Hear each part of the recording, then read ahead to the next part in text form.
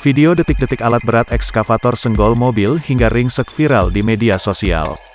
Pasalnya kejadian itu membuat bingung tentang siapa yang salah.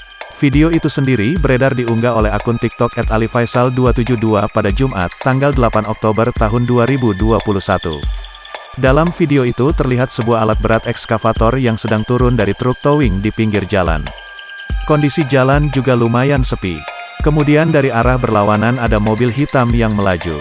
Mobil itu sempat berhenti karena di depannya ada sepeda motor yang berhenti untuk menunggu. Saat ekskavator berhasil turun dari truk, sepeda motor langsung tancap gas lewat samping kanan ekskavator. Kemudian disusul oleh mobil hitam. Namun saat mobil berpapasan dengan alat berat tersebut, operator alat berat itu memutar kendaraannya hingga bagian belakang ekskavator mengenai bagian mobil. Suara gesekan kedua kendaraan ini pun terdengar dengan keras, hingga membuat bagian kanan belakang mobil ringsek parah. Waduh, teriak perekam video.